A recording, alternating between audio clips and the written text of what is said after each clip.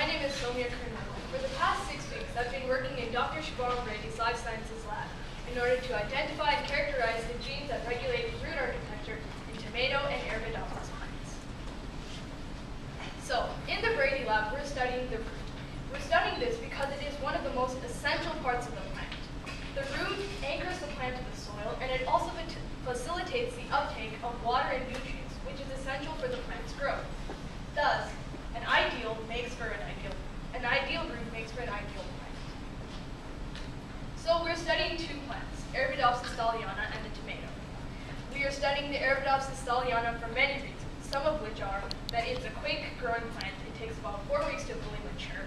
It produces a lot of seeds, which is great for large-scale experiments, and it also is easier than other plants to transform. All of these characteristics make it an ideal model for proteomics, genomics, and metabolomics research. The Arabidopsis also has a sequence genome database which we use in our research, and also a public mutant collection and expression analysis resources so we can determine gene expression.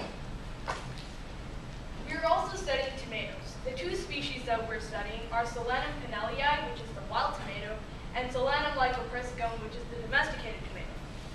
The wild tomato has a short and slanted root, as you can see over here, and it has a thinner root than lycopersicum. All these characteristics make the pinellii tomato more drought and saline resistant. Lycopersicum, on the other hand, has a longer root, which is thicker. It has 3 cortex layers. So, some past research that has been done on tomatoes was done by Eshed and Zamir.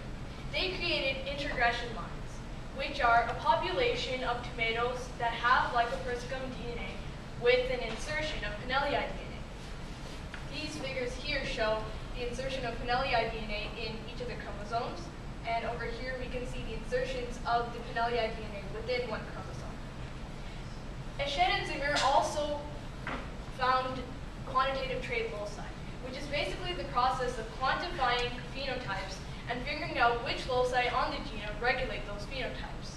However, Eshed and Zamir did not go into much detail about roots, which is what we're doing in the Brady lab. So, in the Brady lab, we're trying to find out 2 things. First, which genes regulate root architecture in tomato. We're also trying to find out which transcription factors regulate components of secondary cell walls in the Arabidopsis root.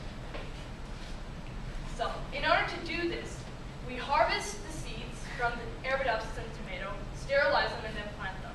When we're doing this, our focus is on making sure that there isn't contamination in mixing those seeds. This ensures that our experiment doesn't have messed up results.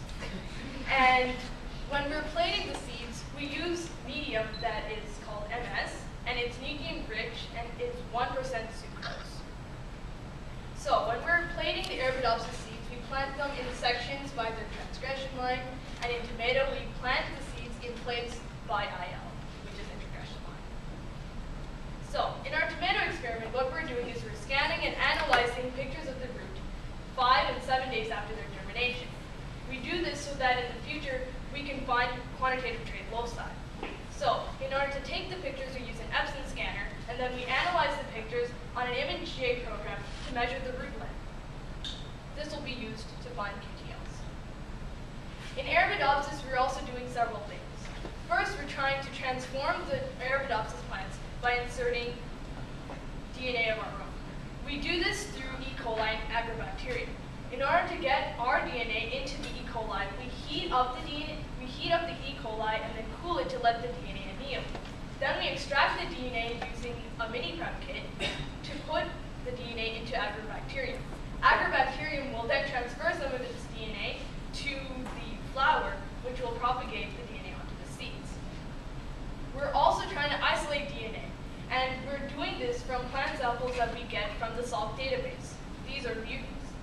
So in order to isolate the DNA, we're using the Delaporte protocol.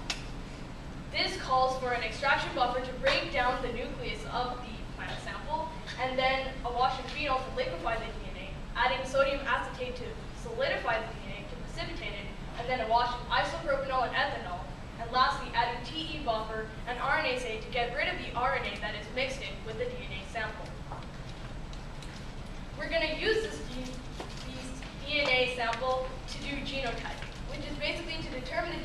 of the sample that we have. We do this using primers in our PCR. Primers are short DNA sequences to which Taq polymerase binds to facilitate the amplification in PCR. In our PCR, we're using 3 primers, 2 of which are on the gene, as you can see here, and 1 of which is on this tDNA insertion. A tDNA insertion is what makes the mutant lines that we're getting mutant, and it is basically a non-coding region. So we're running 2 PCR reactions.